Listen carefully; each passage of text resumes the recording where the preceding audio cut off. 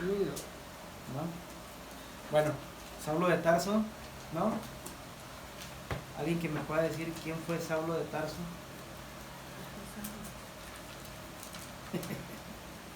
Usted también sabe. Yo voy a ir a primera, No recuerdo. Bueno, Saulo de Tarso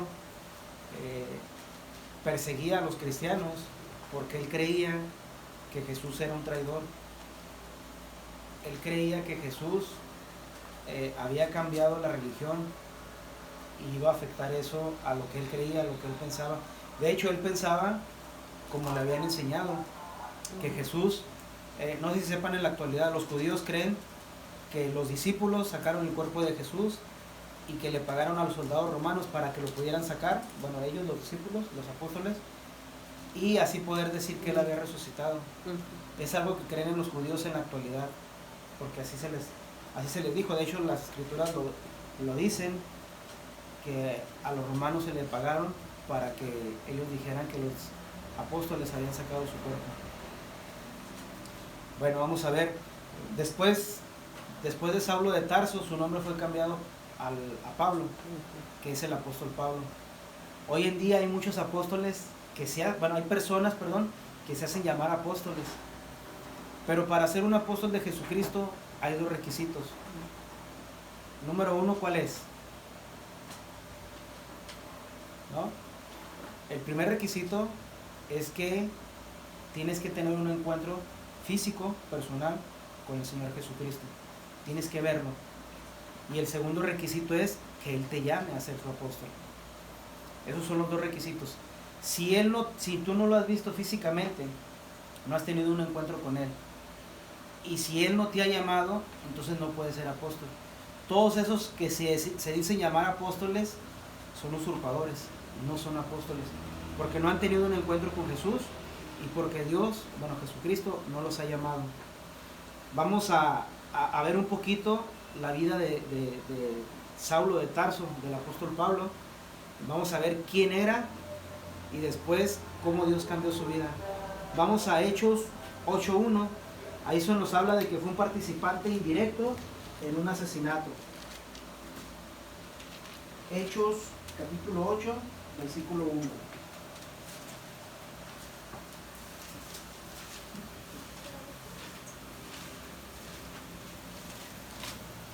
Hechos 8:1.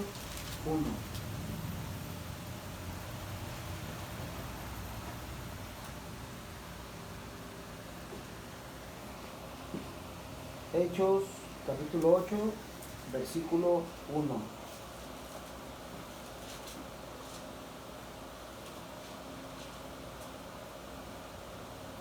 Dice así: y Saulo consentía en su muerte. En aquel día hubo una gran persecución contra la iglesia que estaba en Jerusalén, y todos fueron esparcidos por las tierras de Judea y de Samaria, salvo los apóstoles. Y hombres piadosos, vamos a leer el 2, y hombres piadosos llevaron a enterrar a Esteban e hicieron gran llanto sobre él. Aquí se nos habla cuando se apedreó a Esteban, cuando lo mataron. Entonces, Saulo consentía en su muerte. Él fue un participante indirecto porque él lo consintió. Vamos a ver lo que estaba haciendo también el apóstol Pablo. Vamos a Hechos capítulo 8, versículo 3. Aquí estaba persiguiendo a la iglesia. Dice así: y Saulo asolaba la iglesia y entrando casa por casa arrastraba a hombres y mujeres y los entregaba en la cárcel. Así era este hombre de cruel. Agarraba a las mujeres y a los hombres y los arrastraba. Dice que Saulo asolaba la iglesia.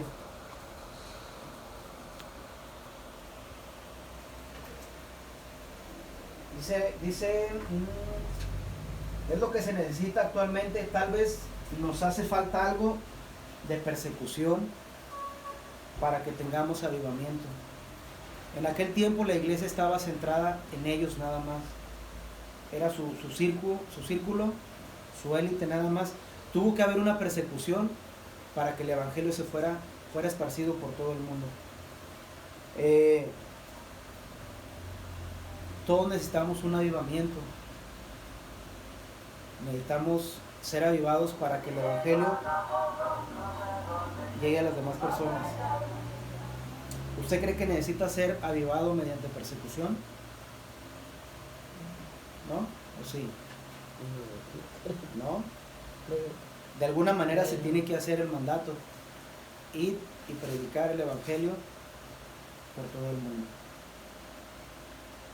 Hechos, vamos a leer ahora todo completo, Hechos 8, del 1 al 4.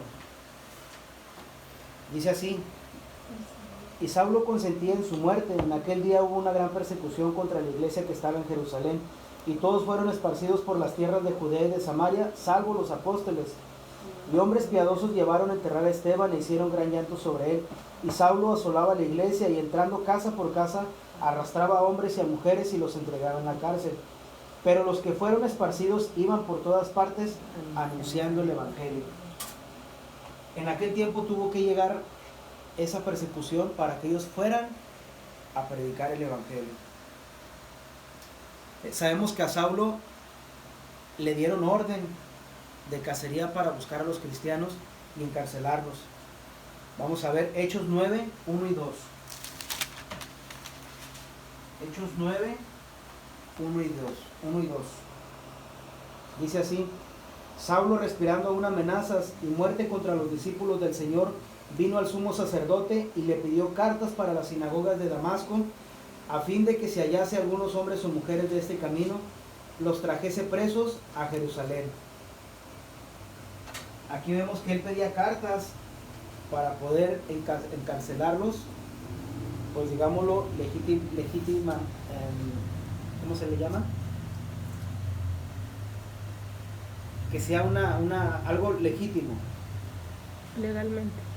Legalmente o legítimamente. Esa era la palabra. Aquí nos habla de que iba a Damasco, iba a hacer lo que venía haciendo desde atrás. ¿Qué venía haciendo? Arrastrando a las mujeres, los hombres, sacándolos de sus casas para meterlos a la cárcel mediante un juicio. Algo pasó en esa ida a Damasco. Vamos a Hechos 9:3.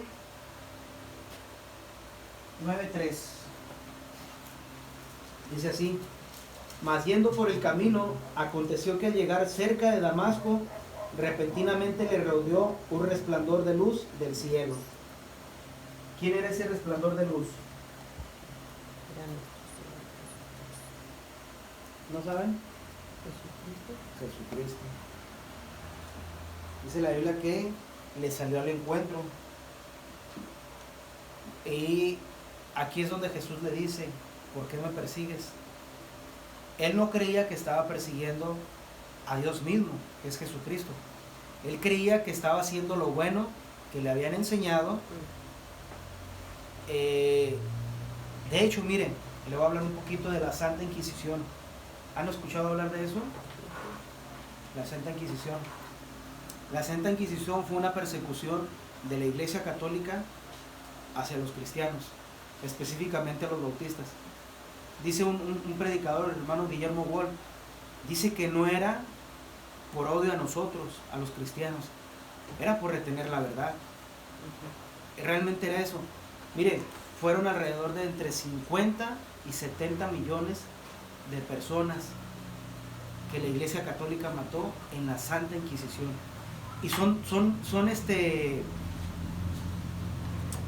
si usted busca qué es la Santa Inquisición, cuáles eran los motivos, usted va a encontrar que ellos querían eso, retener la verdad. Entonces, lo mismo estaba haciendo Saulo. Él creía que estaba haciendo algo bueno por su religión, por sus creencias, y no, estaba yendo contra Dios mismo. Vamos ahí a Hechos 9:4. Ahí descubrió Saulo a quién estaba persiguiendo. Hechos 9:4 dice así: y cayendo en tierra oyó una voz que le decía: Saulo, Saulo, ¿por qué me persigues? Ahí se dio cuenta que era a Jesús a quien él estaba persiguiendo. Mire, abro un paréntesis: perseguir a los cristianos es lo mismo que maltratar. Es lo mismo que maltratar. Bueno, perseguir a los cristianos y maltratar a los cristianos es lo mismo que perseguir a Cristo. Esto estamos hablando entre nosotros mismos. Si usted maltrata a otra persona, si usted ofende a otra persona, no le está ofendiendo a él, está ofendiendo a Dios mismo. ¿Por qué le digo esto? Vamos a Mateo 25:40. Mateo 25:40.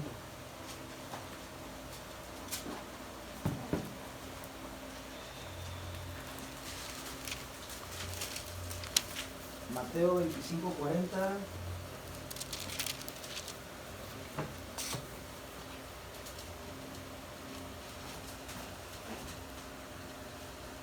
Dice así: y respondiendo el rey les dirá, de cierto os digo que en cuanto lo hicisteis a uno de estos mis hermanos más pequeños, a mí lo hicisteis.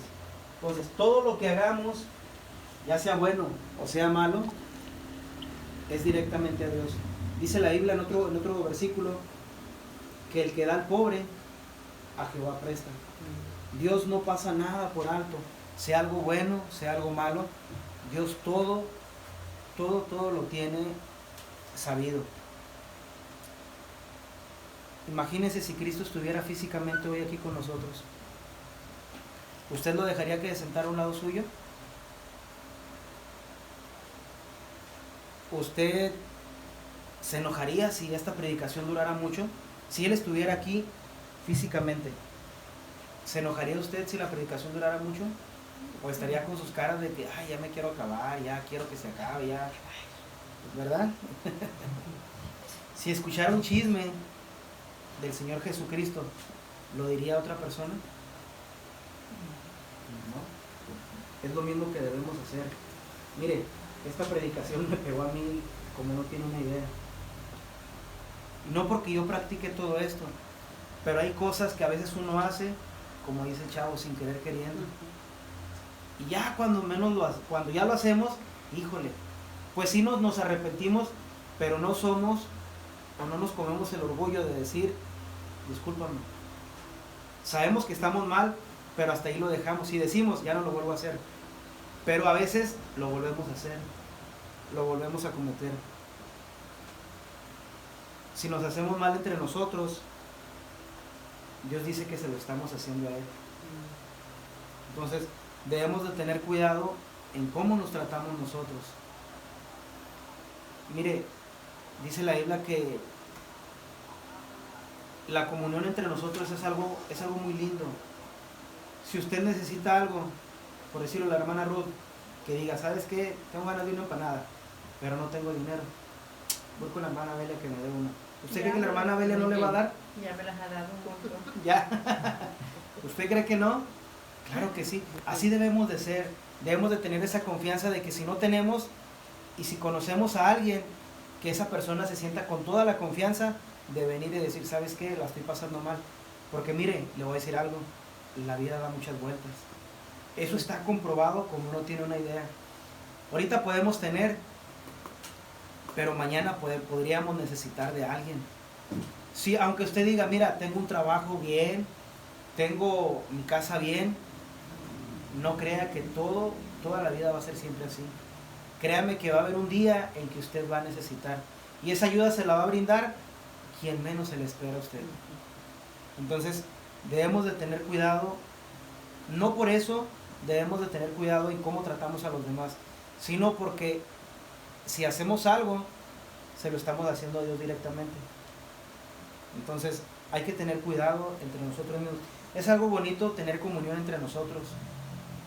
Es algo bonito el que usted sienta la confianza de que si ocupa ayuda y va con una persona, esa persona no le va a negar la ayuda. Entonces, hay que cuidar esas relaciones hay que ser fraternos entre nosotros, hay que ser humildes, hay que quitar toda la arrogancia, toda la altivez. ¿Tienes amargura contra alguien? Hablando contra otro hermano? ¿No? ¿Rehúsas saludar a un cristiano? ¿No?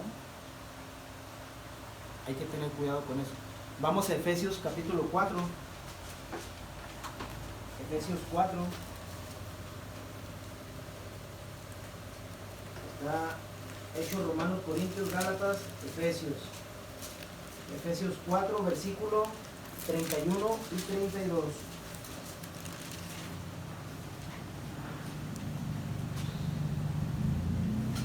Efesios 4, 31 y 32.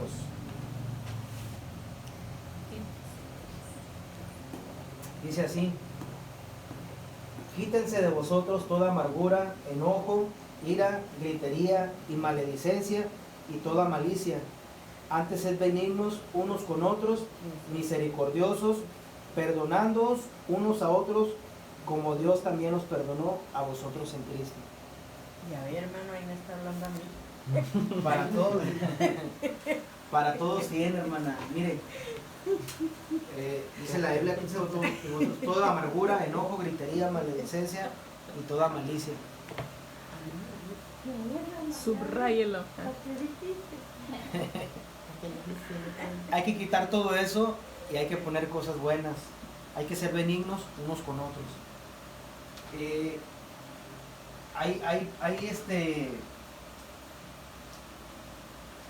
Hay personas que se enojan mucho y les dura el enojo hasta una semana.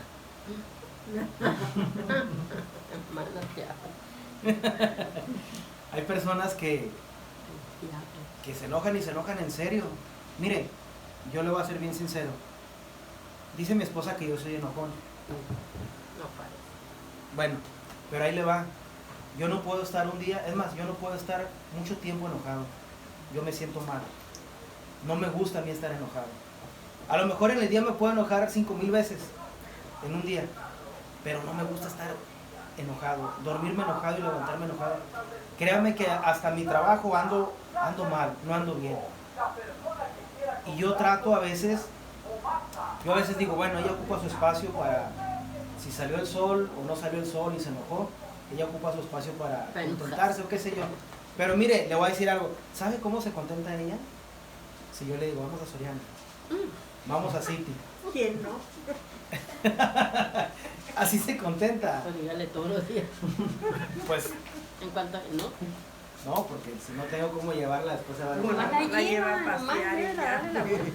Caminando. A las 3 de la tarde. A con las el sol 3 de la todo tarde con pegado. el calorón que hace. No, hombre, pues, qué buenos consejos me da.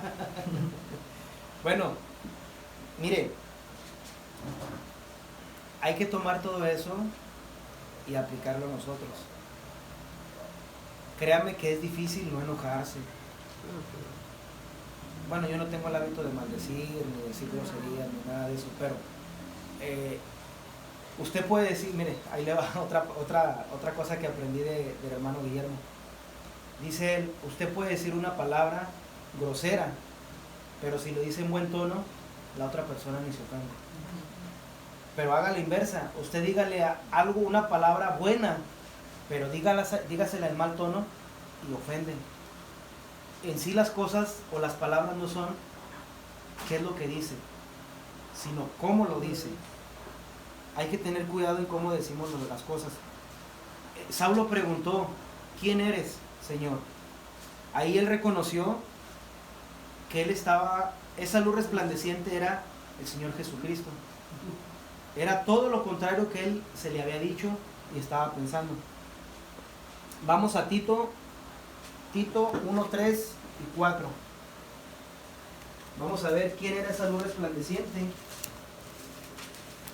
Tito, capítulo 1, Filipenses, Colosenses, Tesalonicenses, Tito, Timoteo, Tito y Filemón. Primero y segunda de Timoteo, después sigue Tito, 1, 3 al 4.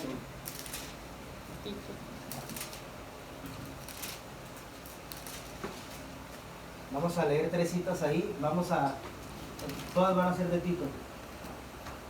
Vamos a ver quién era esa luz resplandeciente. Dice así, Tito 1, 3 y 4. Dice, y a su debido tiempo manifestó su palabra por medio de la predicación que me fue encomendada por mandato de Dios nuestro Salvador.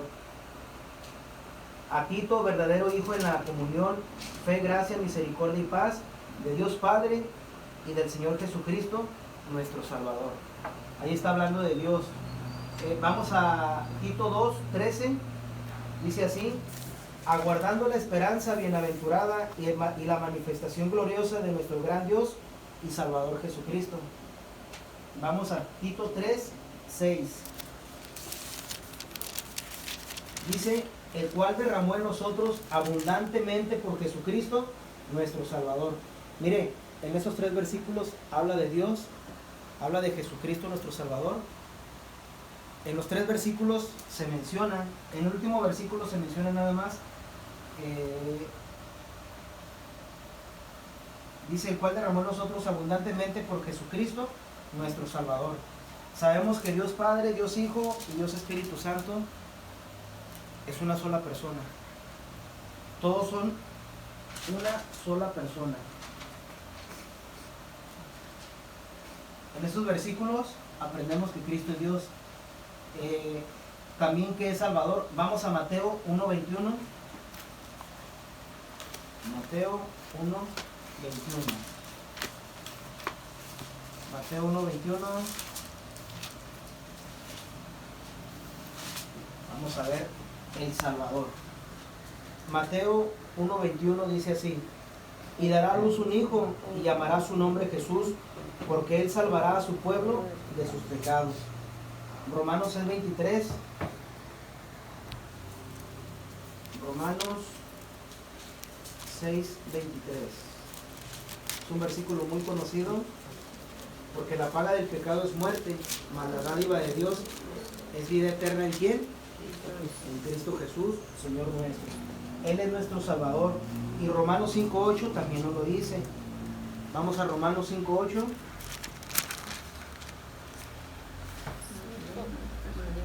Romanos 5:8 dice: mas Dios muestra su amor para con nosotros, en que siendo aún pecadores, Cristo murió por nosotros. Juan 3:16, Romanos 3:24 y 25, y Hebreos, vamos a Hebreos 10:10. Hebreos 10 al 14.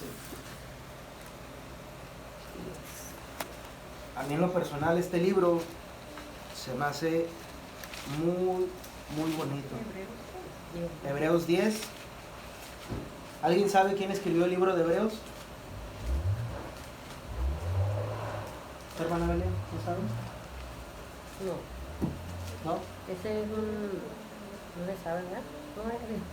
Sí, es Hebreos. no se sabe quién fue el que lo escribió. No se sabe quién fue el que escribió exactamente el libro de Hebreos.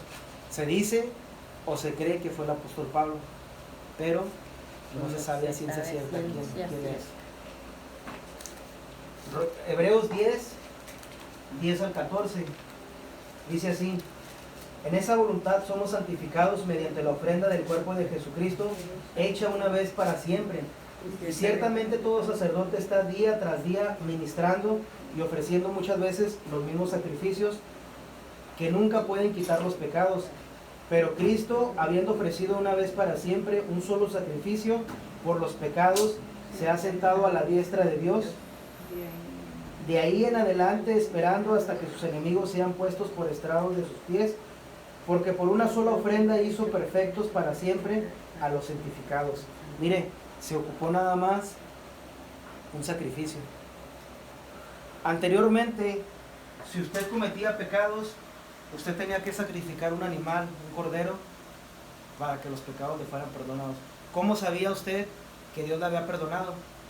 Usted ofrecía su sacrificio, y si descendía fuego del cielo, quería decir que Dios había aceptado su ofrenda y la había perdonado. Desde Isaac, cuando Abraham ofreció el corderito, cuando Abraham ofreció al cordero, si se fija, todo apuntaba al Señor Jesucristo. Todo ha sido siempre la redención de los pecados, el perdón de los pecados, siempre ha sido a través de sangre. Todo apuntaba a eso. Entonces, el Señor Jesucristo tuvo que derramar su sangre preciosa para salvarte a ti y a mí. Si Él no hubiera derramado la sangre, si Él no hubiera muerto en esa cruz, no pudiéramos nosotros decir somos salvos. Gracias a lo que Él hizo ahí, es por eso que nosotros podemos decir y tenemos la certeza de que somos salvos a través de nuestro Señor Jesucristo. Tenemos una morada eterna gracias a Él. Él nos lo dijo. Dice la Biblia que, dice Jesús, voy pues a preparar lugar para vosotros. Dice, si así no fuera, yo no os lo hubiera dicho. Entonces, tenemos una morada celestial allá en los cielos. Es lo que nos espera allá. Entonces ya vimos que Cristo es Dios, Cristo es Salvador y también Cristo es el único camino al cielo. Vamos a Hechos 4:12. Hechos 4:12.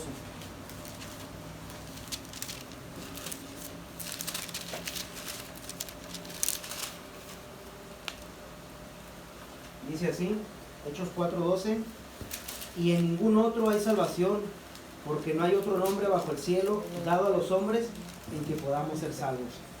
Fíjese, en ningún otro hay salvación.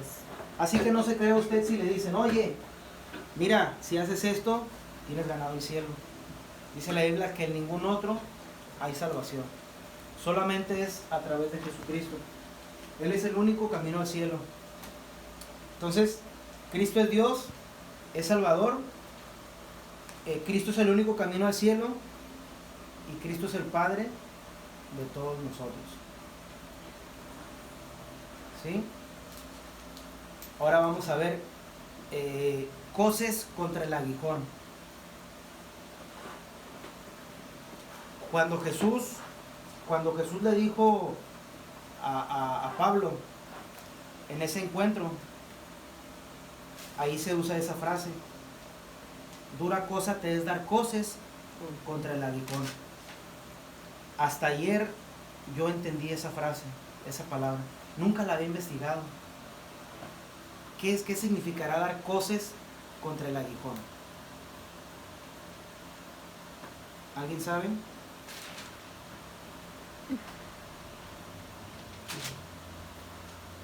¿Alguien? No.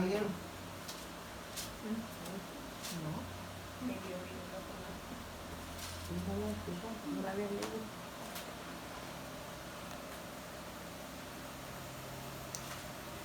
Bueno, dar coces contra el aguijón. Mire, antes cuando araban los bueyes, coce es dar patada, es una patada. Aguijón, en ese tiempo cuando los bueyes no querían caminar y que estaban pataleando, con un palo puntiagudo se lo ponían en las pezuñas. Entonces, si daba patada, se picaba. Eso es dar coces contra el aguijón. De esa manera, él dejaba de patalear y él caminaba ya, seguía adelante. Aquí le dice el Señor Jesucristo: dura cosa te es dar coces contra el aguijón. Imagínese que está aquí una abeja y usted le pega y ahí está el aguijón, y usted le sigue pegando y el aguijón sigue ahí molestando. Así somos a veces nosotros. Sabemos que el pecado nos hace mal, pero mire, ahí estamos. Eso es dar cosas contra el aguijón. Sabemos que está mal, pero ahí seguimos. Pero lo volvemos a hacer. Y lo volvemos a hacer. Exactamente.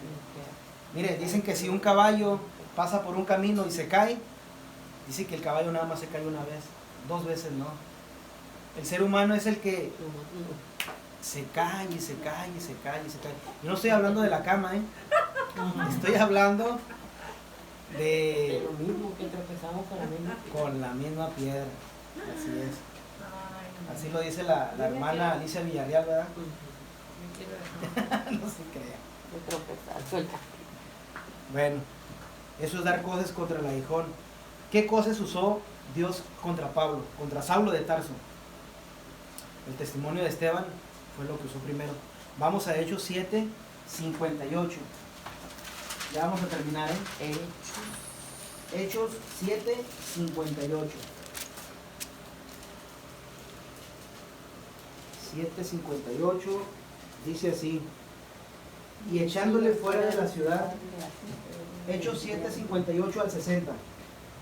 Y echándole fuera de la ciudad, le apedrearon, y los testigos pusieron sus ropas a los pies de un joven que se llamaba Saulo. Y apedreaban a Esteban mientras él invocaba y decía: Señor Jesús, recibe mi espíritu. Fíjese, imagínese esa escena donde están apedreando a una persona y las ropas de la persona llegan y te las ponen a tus pies.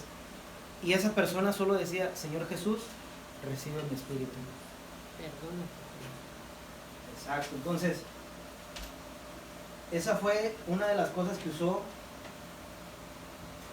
que fueron las cosas de que Dios usó contra Pablo, contra Saulo de Tarso. Otra cosa también, el amor entre los cristianos. Hechos 4, vamos a Hechos 4.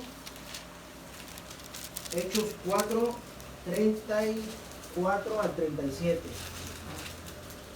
Hechos 4, 34 al 37.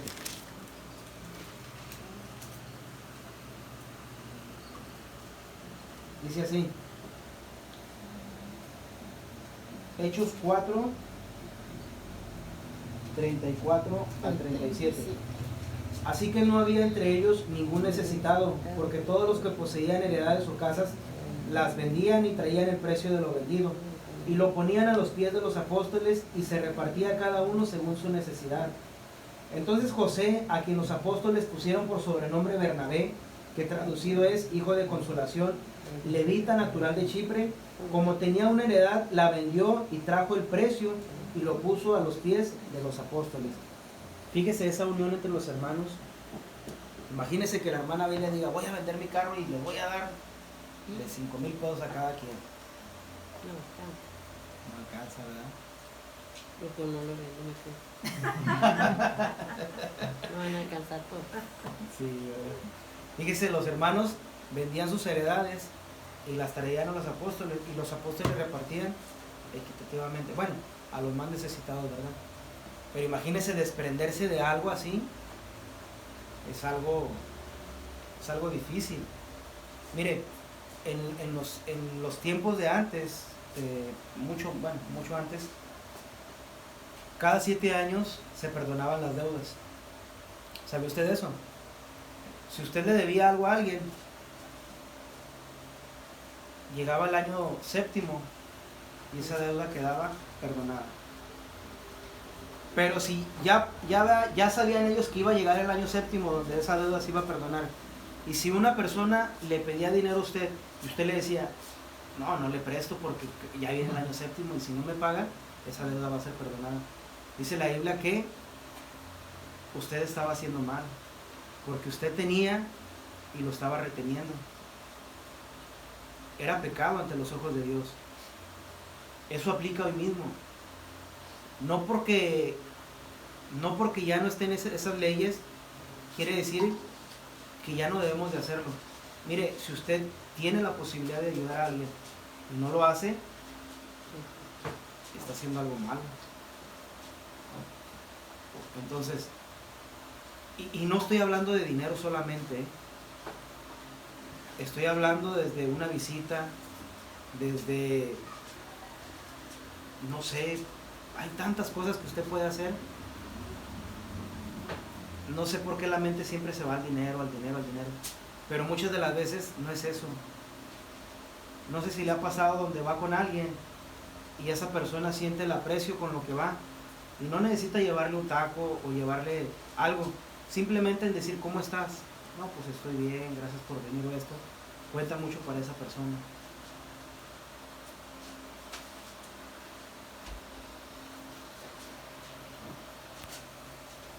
Ahí se nos dijo el amor entre los cristianos que había. Las vidas santas de los cristianos, las escrituras, su conciencia, la convicción del Espíritu Santo. Y mire, la disponibilidad que tenían esas personas para morir por Cristo. ¿Qué sentiría usted si a usted o a su familia la llevaran a un lugar, a un estadio, vamos a hablar, en aquellos tiempos era el Coliseo? ¿Cómo se sentiría usted que está su hijo a un lado y que usted sabe que van a saltar los leones y se lo van a comer? ¿Cómo se sentiría? Yo creo que es una impotencia que nadie, ni aquellas personas, así les pasaban. Torturas como no tienen una idea. Antes de morir, porque iban a morir, pero eran torturados. Imagínese esa escena donde está usted ahí y que su hijo, que usted no pueda proteger a su hijo de que se lo van a comer. Pero es más triste saber que un hijo va a pasar la eternidad todo lo contrario de como la va a pasar usted. Es algo triste, es algo feo, es algo que yo creo que no se le desea a nadie, pero todo está en las manos de Dios. Así que nosotros hay que hacer nuestra parte y Dios va a hacer la suya. Entonces, la salvación de Saulo, se da cuenta contra quién está luchando y ¿qué hizo? Se arrepintió. Cambia su manera de pensar hacia Cristo. Imagínese ese hombre sanguinario, asesino, todo lo que él era. Ahora, fíjese cómo está escrito en la Biblia el apóstol Pablo. Fue un hombre tremendo, fue un hombre lleno del Espíritu Santo. Antes, él pensaba que Jesús era un traidor. Pensaba que Jesús estaba muerto. Después de ese encuentro, él se da cuenta contra quién estaba luchando y le llamó Señor. Le dice, ¿qué quieres que yo haga? Ahora, en él hubo una evidencia de salvación. Hablaba de forma diferente. Ahora quiere servir a Jesús. Todos necesitamos hacer algo para Dios. Todos. No es lo que yo quiero hacer, es lo que Dios quiere que yo haga. ¿Usted cree que yo quiero estar aquí predicando? Créame que no me siento cómodo. Es algo como cuando usted está empezando a hacer algo, usted se da cuenta que, híjole, como que no es lo mío, como que... Ahora, no estoy menospreciando esto, pero sé que me falta muchísimo, mucho me falta, pero trato de hacerlo de la mejor manera. Y créame, no es fácil para mí, yo creo que para nadie, yo creo que ni para el pastor es fácil estar al frente de tanta iglesia. Hay otro pastor que dice, en broma lo dice, mira, ¿qué prefieres? ¿Estar ahí, que te estén regañando, que te estén diciendo? Él usa mucho la palabra menso. Dice, que te estén diciendo menso. Dice, mejor acá, yo regaño, yo digo, y todavía me dan dinero. Entonces, es algo de una manera de broma que lo dice, ¿verdad? El pastor Kevin Wayne. Pero no es fácil para nadie, yo creo, ¿eh? Tanto usted estarlo escuchando, como la persona que lo está diciendo. Ahora, hay una gran verdad, que todos somos iguales ante los ojos de Dios. Somos iguales que Saulo. ¿Qué hizo Saulo? Solo se rindió ante Dios, se dejó que Dios trabajara en él, y de esa manera Dios lo usó. Fue llamado hermano por otro cristiano, fue bautizado, tuvo comunión con otros creyentes, fue ganador de almas. Hubo en él un cambio visible y verbal. Recibió un nuevo nombre, de Saulo de Tarso, ahora era Pablo. Llegó a ser apóstol porque cumplió los dos requisitos, que fue tener un encuentro personal con Jesucristo y ser llamado por Jesucristo personalmente. Ahora yo le pregunto, ¿dudas de su salvación? A mí una vez me pasó. Una vez yo dudé de mi salvación. Fue un hermano a la iglesia, dio un mensaje tremendo. Y él le dijo, mira, si no estás haciendo las cosas bien, si no hay disciplina por tu pecado, van a pasar dos cosas en la vida cristiana. O estás viviendo una vida victoriosa, claro, llena de luchas, llena de pruebas, o estás viviendo una vida de pecado. Si tu pecado no está siendo castigado, entonces no eres hijo de Dios. Y eso es verdad, ¿eh? Si tu pecado no ha sido castigado. Ahora, no estoy hablando de que lo cometes y rápido tiene que ser, no. Dios tiene la manera de tratar, pero créeme que Dios va a castigar tu pecado.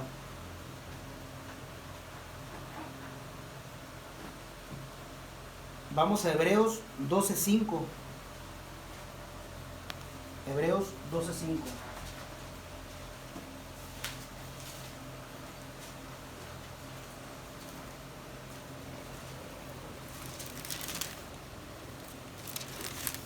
Filipenses, Colosenses, Tesalonicenses,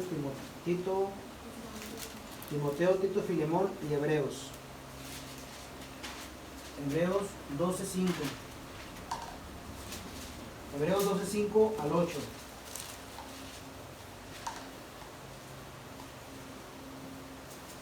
Dice así.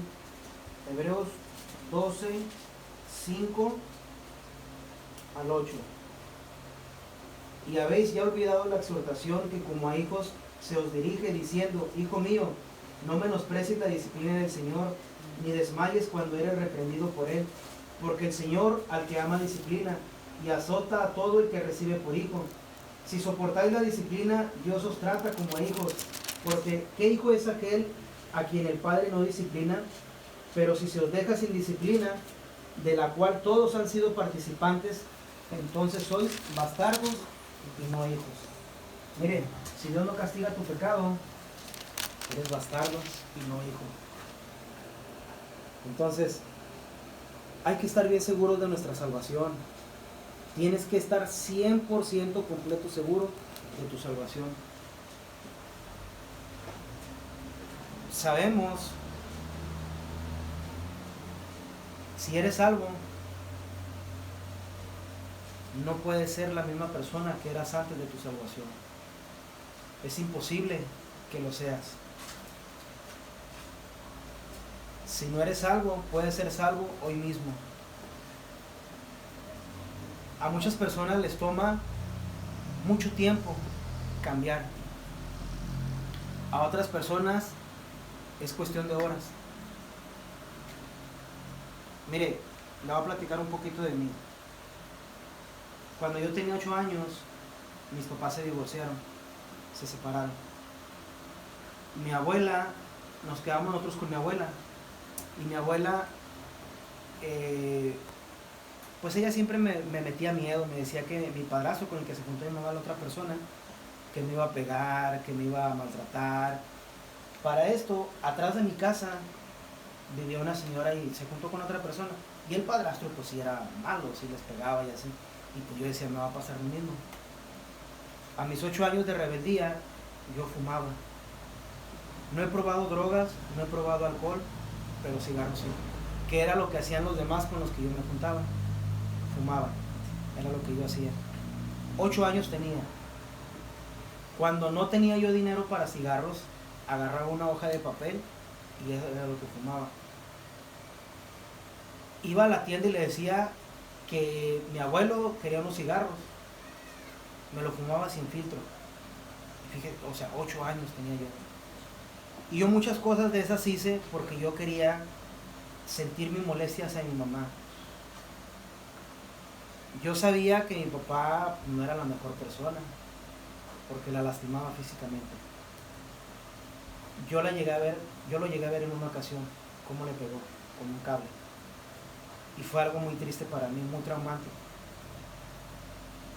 La conversión de mi padrastro fue algo bien especial. Él usaba drogas, él tomaba y todo lo hacía fuera de la casa. Pero Dios trató con él de una manera bien especial. Si usted ve a mi papá está todo tatuado. Mi padrastro está todo tatuado. Está alto, bien alto está. Y créame que como Dios trató con él fue de una manera bien especial.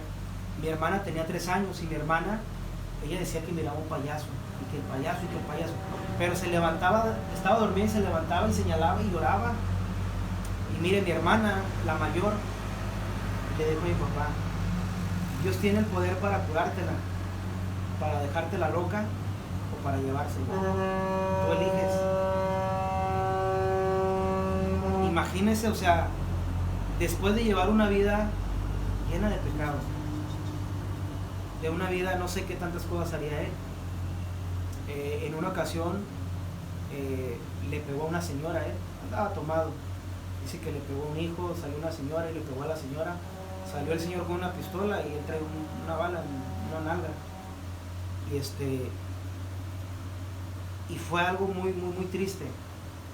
Y ver ahora cómo está en la iglesia, él predica, y es un buen predicador. A mí me gusta mucho escuchar sus predicaciones. Tiene varios cuadernos, a él le gusta mucho cuando está la predicación estar escribiendo. Dice que cuando él sus apuntes los pasa en limpio, Dios le vuelve a predicar ahí. Bueno, cuando dice que él no sabía ni orar, pero que él le pidió a Dios que le ayudara con su hija. Dijo, ayúdame con mi hija. Y la niña empezó a ya no decir eso, a ya no asustarse, allá. Y él empezó a cambiar, pero recayó. Y cuando él recayó, mi hermana se puso mala. Y mi papá le dijo, oye, ¿a qué horas fue eso? Dice, pues como a las 3 de la tarde. Y dice, a esa hora yo estaba haciendo cosas que no debía. Dice que él se fue al patio, él lloró y le pidió perdón a Dios. Aceptó a Cristo. Y mire, como una vida llena de pecado, llena de drogas, llena de muchas cosas, cómo Dios la transformó. Es un ejemplo para mí el querer ser como Él. Yo le agradezco mucho a Dios por la persona que Él fue hacia conmigo. Nunca recibí un golpe de Él. Regaño sí. Fue una persona que a sus 22 años, Él recogió a mi mamá con 4 niños. Fíjese, 22 años. Yo me casé a los 21 años.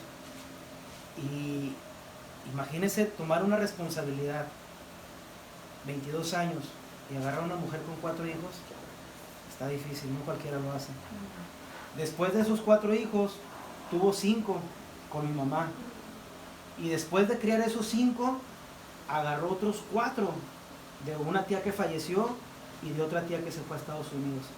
Fuimos 13. Y de sangre, nada más fueron 5 de él. Fuimos 8 que no tenemos nada que ver con él. Pero no nos faltó nada. Es una persona bien trabajadora. No nos faltó que comer, no nos faltó que vestir, no nos faltó zapatos. Teníamos una casa de material. Siempre él fue una persona que miró por nosotros.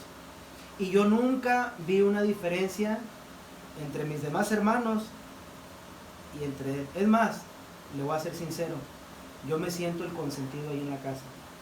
Y todos lo dicen, que yo soy el consentido, pero no lo sé. Yo le tengo un gran cariño a él. Y yo le dije que yo le iba a regalar una camioneta. Y yo voy a luchar por regalarle una camioneta a él. Ojalá y Dios me permita un día traerlos a mis papás para que los conozcan. Génesis dice que sí. Es un poquito de los que le quería yo hablar. Cómo impactó a mí eso. Mi papá me impactó. Lo sigue haciendo. Cada vez que él predica, créame que a mí me llena de orgullo. Volvamos a esto. Si eres salvo, una de estas 2 cosas sucederán. O estás viviendo una vida cambiada y victoriosa, y el diablo está con todo lo que da, pero siempre nosotros teniendo la victoria. O estás viviendo en pecado, Dios está tratando de detenerte con su disciplina. Si Dios no castiga tu pecado, entonces hay un signo de interrogación ahí. ¿Eres salvo o no eres salvo? Imagínese el día. Es más, vamos a Mateo 7:21. Con esta cita terminamos. Mateo 7:21. La gran mentira de todos los predicadores, ¿verdad? Con esto ya terminamos. Pero ahora sí, última cita. Mateo 7:21. 7:21. Trate de imaginarse esta lectura. Echa a volar un poquito su imaginación. Mateo 7:21. No todo el que me dice, perdón, Mateo 7, 21 al 23, dice así: no todo el que me dice Señor, Señor, entrará en el reino de los cielos, sino el que hace la voluntad de mi Padre que está en los cielos. Muchos me dirán en aquel día: Señor, Señor, ¿no profetizamos en tu nombre? Y en tu nombre echamos fuera demonios, y en tu nombre hicimos muchos milagros. Y entonces les declararé: nunca os conocí, apartados de mí, hacedores de maldad. ¿Se imagina que usted sea una de esas personas? De que Jesucristo le diga: apártate de mí, nunca te conocí. Y ya estando en esa situación, ya no va a haber vuelta atrás. Así que, ¿somos o no somos? Dice la Biblia que Dios, o eres frío o eres caliente. Dice la Biblia que Dios vomita lo tibio. Entonces, no es mi intención que tú dudes de tu salvación. Mi intención es que tú te asegures que seas salvo, que hay un cambio verdadero en ti. Como te digo, hay personas que les cuesta más trabajo que otras, pero a final de cuentas llegan a obtener esa vida victoriosa, esa vida llena, como le digo, llena de luchas, de pruebas, pero debe haberse un cambio. Es más, la gente lo debe de ver. La gente misma se da cuenta que tú has cambiado, que tú eres diferente. Así que hay que hacernos esa pregunta y estar bien seguros si soy o no soy un hijo de Dios. ¿Sí? Si tiene dudas o algo, acérquese a mí o a otra persona que usted tenga confianza y dígale: oye, tengo dudas, explícame otra vez. A mí me pasó una vez y yo lo tuve que hacer.